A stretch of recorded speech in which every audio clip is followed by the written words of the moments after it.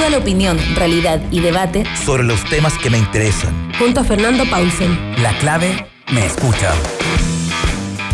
¿Cómo están? Bienvenidos a Combinación Clave. Estamos ya con nuestra primera entrevistada. Ella es Paola Tapia, exministra de Transporte, fundadora de la organización Mujeres en Movimiento. Además, ella está a cargo de la carrera de Derecho de la Universidad Central. Paola Tapia, ¿cómo estás? Hola Fernando, buenos días, saludarte y a todos los que nos escuchan en Combinación Clave esta mañana. Paola, hazme por favor el link que me imagino lo tienes sumamente claro entre de alguna manera la inclusión femenina, la ciudad y el transporte, a la que te has referido mucho últimamente, sobre todo después de ser parte de esta organización Mujeres en Movimiento. ¿Qué tienen en común todas esas cosas? Mira, Fernando, la verdad es que es bien interesante el trabajo que se viene desarrollando a nivel internacional por estos dos conceptos, ciudad y mujer. Porque evidentemente las ciudades son para todos y hay que compartir los espacios públicos, pero las mujeres tienen un sello distinto en temas muy concretos, como la forma en que se mueven en la ciudad. Esto técnicamente es conocido como los patrones de movilidad, y los estudios que se han hecho en los últimos años indican que los patrones de movilidad de las mujeres y los hombres son muy distintos. Así, por ejemplo, un hombre en la mayoría de sus viajes, que superan el 65%, lo hacen por motivos laborales. En cambio, las mujeres, en un porcentaje muy similar, lo hacen por razones de cuidados de otros. Es decir, se mueven en la ciudad para cuidar a los menores de edad, para cuidar a los adultos mayores, para cuidar a las personas en situación de discapacidad, que en Chile el 74% de las mujeres cuidan a esas personas. Entonces ahí nos tenemos que preguntar, y esta pregunta se la hizo Naciones Unidas hace ya varios años atrás, ¿qué tenemos que entregarle a la mujer para que esa movilidad sea más segura y sea más fácil? Atendido sus distintos desplazamientos durante el día, atendía la inseguridad en el transporte público y en el espacio público. Un estudio indicó que 9 de cada 10 mujeres en Chile han sufrido acoso en el espacio público. De tal forma que, por razones de seguridad, por razones de facilitar estos desplazamientos, por el impacto del cambio climático, que también golpea mucho más fuerte, sobre todo en zonas rurales también, a las mujeres. Evidentemente, solo 3 razones, hay muchas más para hoy día, que además el día sin automóvil, hacer hincapié que necesitamos una movilidad sustentable para poder hacerla más segura, más accesible para las mujeres y con ello también, evidentemente, para todos. Sí, yo me imagino, tú mencionaste que hoy es el Día Mundial sin Automóvil. Yo me imagino que esa ecuación que hiciste de alguna manera de y las razones por las cuales se moviliza un hombre versus una mujer, ¿cómo cambiaron con el contexto de pandemia? ¿Se mantienen estables o hay alguna variación ahí? Tenemos que tener datos. Nosotros estamos trabajando precisamente en levantar datos concretos, específicos, que les sirvan al gobierno, que les sirvan a la sociedad civil, a los alcaldes para la toma de decisiones. Esperamos, ojalá, dentro de los próximos 30 días, poder dar a conocer esos datos, los cuales hemos estado trabajando fuertemente, pero es un hecho concreto, por las cifras a nivel mundial, que esta información cambió, y cambió para, obviamente, generar mayores brechas en contra de las mujeres. Y concretamente, ¿por qué? Primero, porque las mujeres trabajan en trabajos que son más informales y se han visto fuertemente impactadas por el desempleo y se han visto fuertemente impactadas también por la situación de inseguridad que les genera salir de su casa y poder contagiar a más personas. Los números indican que una mujer tiene más temores, tiene más miedo en salir en situación de pandemia versus lo que le sucede al hombre. Si esto lo asociamos a los trabajos informales y a la violencia de género que ha aumentado en los hogares, evidentemente son razones por las cuales hoy día las mujeres se desplazan primero menos en la ciudad Y segundo, obviamente le genera eso menos oportunidades. Pensemos, por ejemplo, en las trabajadoras de hogar que nos ayudan. Primero, nos genera obviamente una carga a todas aquellas mujeres que contamos con esa colaboración, pero a su vez esas mujeres también han perdido la fuente de empleo y por lo tanto tampoco se están desplazando por la ciudad. Entonces tenemos un círculo vicioso en orden a el temor, el miedo, en orden a la pérdida laboral y también, evidentemente, una situación que se hace cada día más insostenible y en la cual el impacto económico que esta pandemia significa y que ya es calculado va por sobre el 9% del Producto Interno Bruto a nivel latinoamericano, es un impacto que a las mujeres, con datos duros, les va a afectar de una forma más importante que a los hombres. Sí, esta organización Mujeres en Movimiento fue creada en 2018 y se hizo en un marco, según lo que estoy leyendo, de un foro internacional de transporte en Leipzig. Y por eso es que me interesaba mucho el link que hay, la ligazón entre atender situaciones que tienen que ver con la mujer en la ciudad y en las grandes urbes y también en lo rural en este momento, y la lógica del transporte. Yo me recuerdo una estadística, pero feroz, que habré leído cuando estaba estudiando fuera, pero que me impresionó muchísimo, que decía que había un porcentaje muy alto de mujeres que destinaban un 70% más o menos de su movimiento, y particularmente esto era en Asia y África, de su movimiento diario en ir a buscar agua. Yo casi no lo voy a creer, lo escuché, una cosa bien impresionante, que eran básicamente personas que trabajaban, sobre todo en el ámbito agrario de la África, de Asia, de los países de América Latina, básicamente yendo a buscar agua. No tenían agua potable, tenían que ir a buscar agua. Y ese movimiento, esa traslación, había estado invisibilizado durante mucho tiempo, digamos. ¿Cuántas más hay como esa, digamos? Efectivamente, por eso te mencionaba también, uno lo asocia, como lo conversábamos un poco, a la seguridad. Uno lo asocia a la falta de infraestructura para andar con los coches, para andar con las bolsas de las compras, etcétera. Pero también el cambio climático es un elemento esencial y ese dato que tú bien mencionas, incluso lo señalas de hace un par de años, digamos, ese dato hoy día se mantiene, digamos, y se mantiene también en las zonas rurales de nuestro país. Y a veces nosotros pensamos en una zona rural, por ejemplo, una localidad como Pachica en la región de Tarapacá, pero resulta que distante, a menos de 80 kilómetros de La Moneda, en la región metropolitana, hay zonas que hoy día no tienen agua potable. Y por ende, el efecto de que el hombre sale a trabajar y se va de la casa, digamos, durante el día, podrá trabajar en distintas labores agrícolas, etcétera, pero es la mujer la que para el sustento diario efectivamente tiene que seguir trasladando y consiguiendo el agua potable, en el ejemplo que te doy yo, en la zona de Melipilla. Entonces, efectivamente, el impacto económico, el impacto de lo que es la relación diaria del trabajo de la mujer, que además en más de un 70% sabemos hacen trabajo no remunerado en sus casas, trabajo que ha aumentado brutalmente producto de la pandemia, porque evidentemente los cuidados de los menores, los cuidados de la casa, el hogar, mantener todo, evidentemente es una recarga a la cual la mujer ha estado históricamente expuesta, sin tener, por ejemplo, llevémoslo a la actualidad, el retiro del 10%. ¿Cuántas mujeres no pueden acceder a ese beneficio por la cantidad de lagunas que existen en su cotización y también por la imposibilidad de estos trabajos formales? Entonces el impacto, evidentemente, en zonas además más vulnerables es aún mayor que en las zonas de mayores recursos.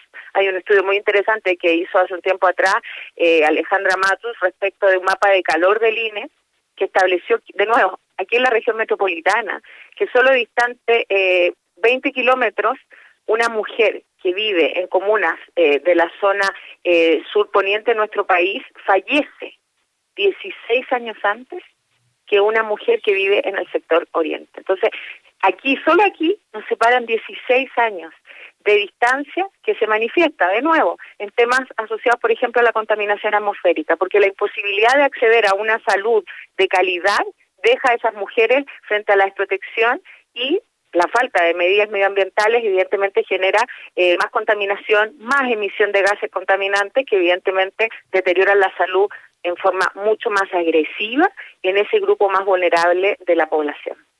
Y estamos conversando con la ex ministra y fundadora de la organización Mujeres en Movimiento, Paola Tapia. Paola, ¿y qué nuevos ingredientes o qué variaciones de lo que se conocía de alguna manera como estable antes de la pandemia ha introducido justamente no solamente la pandemia, sino que además la forma en que los distintos países alrededor del mundo han tenido para enfrentarla? Básicamente los confinamientos, las restricciones, el tener ciertas muchas prohibiciones de movimiento, el alza en los precios. ¿Cuáles han sido las variables que han influido no sé si impactar mucho más esta situación que estamos discutiendo? ¿Y cuáles son las posibilidades de poder manejar esto en el futuro? Efectivamente, el desafío hoy día es considerable desde las dos perspectivas que hemos estado abordando. Primero, desde la perspectiva de la ciudad. Tuvimos una oportunidad única a propósito, evidentemente, de la disminución de la cantidad de vehículos circulando en nuestras grandes ciudades. Y esa oportunidad es haber cambiado el paradigma, haber hecho un quiebre mucho más importante que el que todos los gobiernos han insistido y tratado de hacer en los últimos años, en orden a optar por la movilidad sustentable. Y hay ciudades en el mundo que lo han hecho, y ciudades no solo europeas, digamos, también lo han hecho ciudades latinoamericanas, como por ejemplo Bogotá, como por ejemplo Lima incluso, que han prácticamente duplicado o más la cantidad y la red de ciclovías, por ejemplo. Si tú le preguntas hoy día a una persona que quiere optar por moverse de una forma distinta, la bicicleta, y los números estoy segura nos van a acompañar en unas semanas más, las personas si pudieran elegir, elegirían la bicicleta, porque la bicicleta es un modo de transporte sustentable, seguro, pero necesita infraestructura.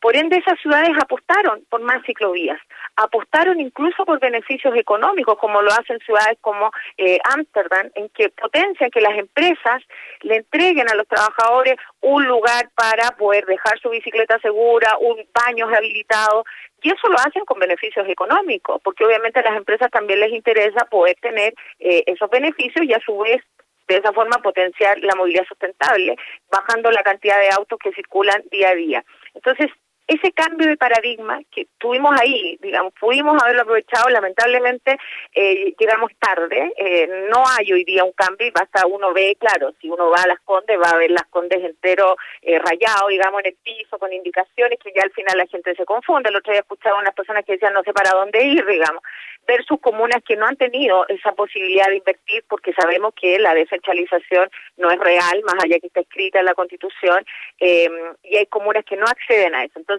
el primer tema es esa posibilidad de cambiar el paradigma por movilidad sustentable que, reitero, lamentablemente llegamos tarde como país y con nuestras principales ciudades. Y en segundo lugar, evidentemente, tenemos que buscar, y aquí la sociedad civil, la academia por nuestra parte, tenemos que aportar con información, con datos, para lograr que estos desconfinamientos sean seguros. Lo peor que nos puede pasar, lo hemos escuchado evidentemente, hemos visto el rebrote en España, precisamente por medidas que no se han adoptado en el transporte público, por ejemplo, como el metro. Entonces, para no retroceder, evidentemente hay que resguardar el transporte público y hay que hacerlo con todas las medidas. No es demarcar algunos asientos, no es demarcar los paraderos. Es, por ejemplo, tener habilitadas las cámaras que en algún momento estaban previstas que existieran para poder fiscalizar el distanciamiento físico y multiplicar esos controles que sabemos que persona a persona no podemos cubrirlo en su totalidad. Entonces, estos nuevos ingredientes que tú mencionas, Fernando, están muy presentes hoy día en el mundo, pero no lo suficiente aún en nuestro país, y ahí es donde nuestra agrupación busca que estos liderazgos que se empoderan, que son bandos medios muchas veces en las instituciones públicas y privadas, puedan también tomar esta aposta y seguir apostando por la movilidad sustentable con esta perspectiva de género que hemos destacado. Sí, yo te preguntaba por alguna de las variables que inciden en ya sea facilitar o precarizar la situación de las personas durante la pandemia. Una de ellas probablemente es interesante, es básicamente con los costos asociados a estas cosas que tú decías al principio, la diferente forma de traslado que tienen o objetivos de traslado que tienen hombres y mujeres. Y eso cómo incide con los precios, digamos. ¿Cuál es la relación no solamente de lo que busca una mujer al trasladarse o lo que busca un hombre al trasladarse, sino que cómo ha variado eso con los altibajos que han tenido los precios? Uh-huh.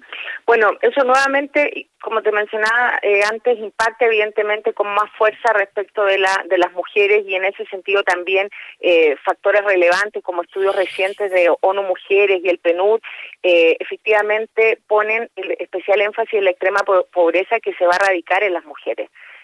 Ahí va a haber evidentemente un aumento considerable, más que el de los hombres, cuantitativamente está establecido así. Y ahí de nuevo, la OIT, por ejemplo, dice que 72% de las trabajadoras domésticas del mundo van a perder su empleo. Por lo tanto, es brutal, un 72%. Imagínate la fuerza laboral que implica para las mujeres esa posibilidad. También ahí, importante, el personal de salud, los auxiliares de salud, también esa primera línea es en su mayoría a nivel mundial encabezada por las mujeres, y que además están más expuestas al contagio, y por ende eso repercute también en la dimensión económica que podamos tener. Si a eso le sumamos además los problemas de salud mental, que también afectan en mayor proporción a las mujeres que a los hombres, evidentemente tenemos un impacto pandemia, digamos, que nos va a repercutir fuertemente y especialmente también en Latinoamérica, que sabemos que tenemos acá un déficit importante en estas áreas, y por ende eso va a generar, ya lo mencionamos también, el impacto económico del orden del 9% del Producto Interno Bruto, solo para Latinoamérica y el Caribe, producto de este impacto económico. Entonces, trabajos informales, trabajos precarios, y en definitiva también los problemas de mano de obra en estos sectores evidentemente van a generar una presión económica importante que tiene que ser cubierta de alguna forma, y ahí también los programas del gobierno deberían estar focalizados también a buscar esos apoyos en la clase más vulnerable, digamos, para poder apoyarlos con incentivos económicos, programas de microempresarios para poder salir adelante. Ya, y en el ámbito de esta organización Mujeres en Movimiento, ¿cuáles son sus objetivos? ¿Qué es lo que buscan en términos de mediano y largo plazo? Paola. Nosotros, sí, esta fundación, nosotros, tú lo mencionabas, la creamos en Alemania hace 2 años, en un encuentro en el que por primera vez a nivel mundial se convocó a las mujeres que trabajaban en temas de movilidad. Y bueno, a mí fue la única representante de Chile, digamos, y la verdad es que ahí vimos la necesidad de poder trabajar para Latinoamérica. Y por eso creamos esta organización, en la cual nuestro eje fundamental es lograr empoderar a más mujeres para también acceder a cargos políticos, a cargos estratégicos en la planificación de las ciudades.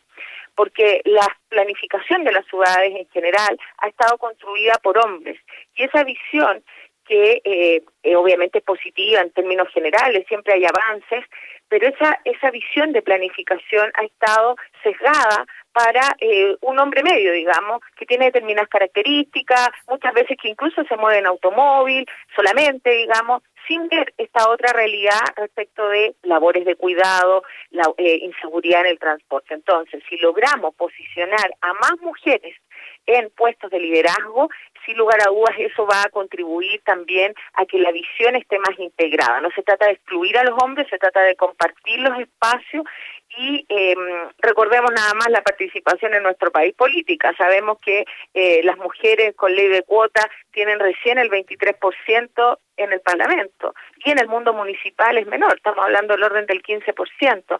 Entonces, ese esfuerzo en política también debe darse en la ciudad.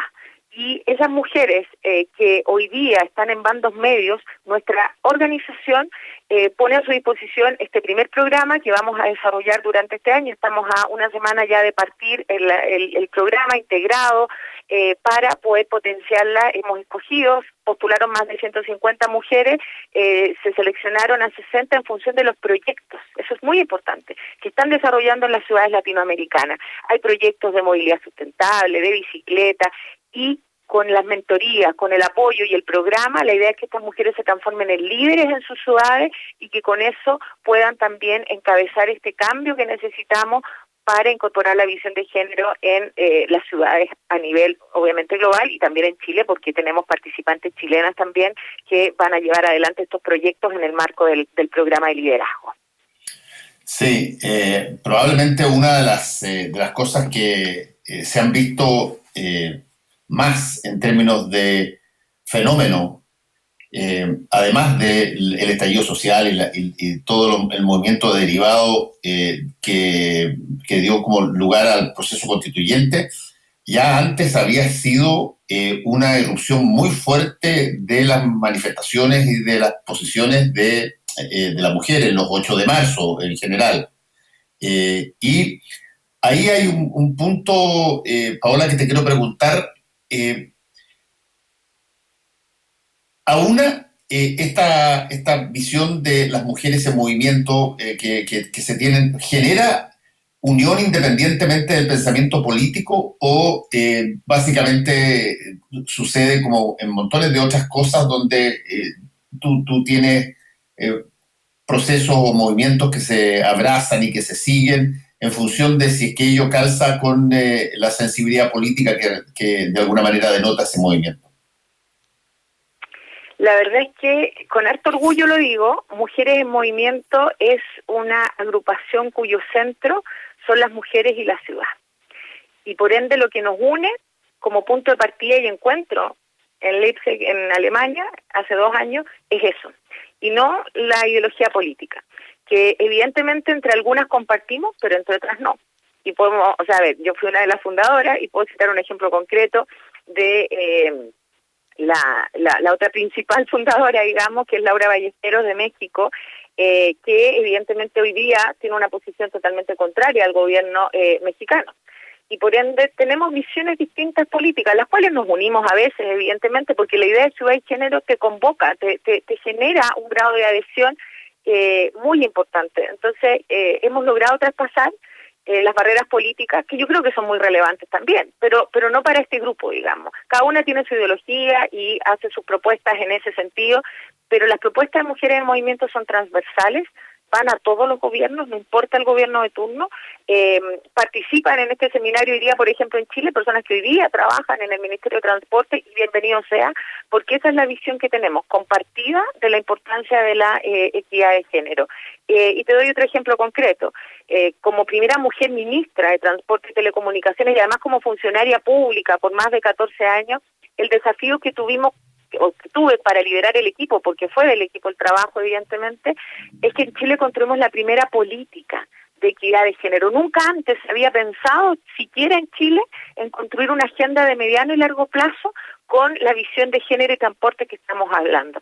Y no la hicimos a puerta cerrada, invitamos a la academia, invitamos a la sociedad civil, y de nuevo, la tendencia política no importó para convocar, por ejemplo, a las asociaciones gremiales, incluso de las líneas aéreas, de los gremios de camiones, en que una mujer representó muy bien ahí a las mujeres que también se dedican al rubro, que a veces uno pensaría que es un rubro de camión exclusivamente de hombres. Hay mujeres, y para qué decir de las mujeres conductoras, que en Chile se han ganado un espacio tremendo, elogiado por las encuestas por su calidad y empatía al conducir un bus de transporte público. Entonces, esas barreras se han traspasado, la política quedó escrita como una forma de decir, esto no muere acá, esto sigue en los siguientes gobiernos, y este gobierno actual ha realizado también, a partir de esa política que no dejó guardada en los cajones, una agenda de género. Entonces, hemos logrado, como en pocas cosas, tener un punto de encuentro. Ahora están los énfasis, están las prioridades.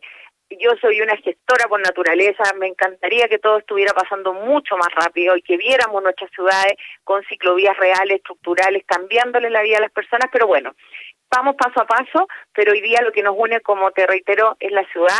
son las mujeres y con ello además todos, porque evidentemente una ciudad más segura para mujeres lo es también para los hombres y para los niños y niñas.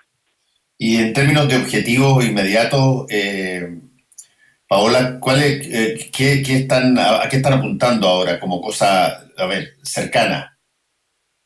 Nosotros, a propósito del programa de liderazgo, vamos a generar propuestas para los líderes de la región, particularmente los líderes de ciudades, a modo de tener una hoja de ruta muy simple, un decálogo respecto de cuáles son aquellos estándares indispensables con los que tiene que contar una ciudad, con los que tiene que contar una comuna. Y eso va de la mano con un protocolo de género que sienta las bases de cuál debe ser la atención correcta respecto de una persona víctima de acoso en el espacio público. Nosotros ya tenemos ley en Chile. Afortunadamente, después de 5 años de tramitación, se aprobó en el 2019, por fin, una ley de acoso callejero. Pero no tenemos procedimiento. Y lo peor que puede pasar es que una mujer que se atreve a denunciar, que pasa esa barrera, luego se sienta sola, se siente que no tiene ni apoyo jurídico, ni apoyo psicológico, ni contención. Entonces, esos procedimientos son los que estamos trabajando desde enero de este año, que convocamos a un panel académico en Washington, que estuvimos reunidos a propósito de, antes de la pandemia, digamos, de fijar la hoja de ruta para ese protocolo. Entonces, entregaremos 2 productos en el breve plazo para todos los gobiernos. Por eso vuelvo a mencionar el tema de que da lo mismo la tendencia política como decálogo para las ciudades sustentables con visión de género y especial énfasis en el protocolo de atención a víctimas de acoso en el espacio público o acoso callejero, como también se conoce. Y desde el punto de vista del contacto, de los nexos con la institucionalidad oficial de gobierno, ¿cuál es la relación? ¿Con qué se relacionan ustedes si quieren, por ejemplo, generar ideas respecto de políticas públicas, esto que están trabajando? ¿Lo hacen directamente con el Ministerio de la Mujer? ¿Lo hacen a través de los ministerios sectoriales? ¿Cómo lo hacen? Nosotros en la primera línea hoy día lo hacemos con las mujeres que pertenecen a la red. Hoy día, esto partió con 10 mujeres, pero hoy día somos más de 300 en Latinoamérica. Y por ende esas 300 mujeres que están evidentemente establecidas su participación, está muy, muy repartida además, y eso también es muy bueno de nuestra agrupación, porque hay un porcentaje importante de académicas, hay otro porcentaje importante de sociedad civil y también hay un porcentaje importante de gobiernos, y particularmente de gobiernos locales. Entonces, nuestro nexo principal hoy día con los gobiernos a nivel latinoamericano son las mujeres que forman parte de la red, y a través de ella estamos permanentemente buscando apoyarlas y asesorarlas respecto de los proyectos y iniciativas que ellas están desarrollando en esas ciudades. Entonces tenemos un efecto multiplicador, porque más allá del programa de liderazgo que apunta a estas 60 mujeres seleccionadas, tenemos también esta red de más de 300 mujeres en las cuales ya tenemos sede, de hecho, en Lima, en Bogotá, en Ciudad de México, y esas redes están actuando en esas ciudades, llevando las ideas no solo incluso al Ministerio de la Mujer y de Transporte. Hay temas de vivienda, por ejemplo, en México juega un rol muy importante y es un ejemplo muy claro de una mujer en movimiento, una mujer que asistió a nuestro primer encuentro en CEPAL hace 2 años y que hoy día es secretaria de Vivienda en México. Entonces ella también permanentemente en el ejemplo, estamos dando insumos, estamos entregando la información para poder sustentar las políticas, en este caso, de vivienda en México. Paola Tapia, exministra de Transporte, fundadora de la organización Mujeres en Movimiento. Muchas gracias por este contacto con Combinación Clave, Paola. Que te vaya muy bien. Gracias, Fernando. Y recordar, día sin automóvil, un pequeño gesto, una pequeña caminata adicional, si se puede, hagámosla para recordar que nos tenemos que jugar además por un mejor futuro para nuestras niñas y niñas desde la perspectiva del medio ambiente. Que estén muy bien. Nos vemos. Muy bien, chao. Chao.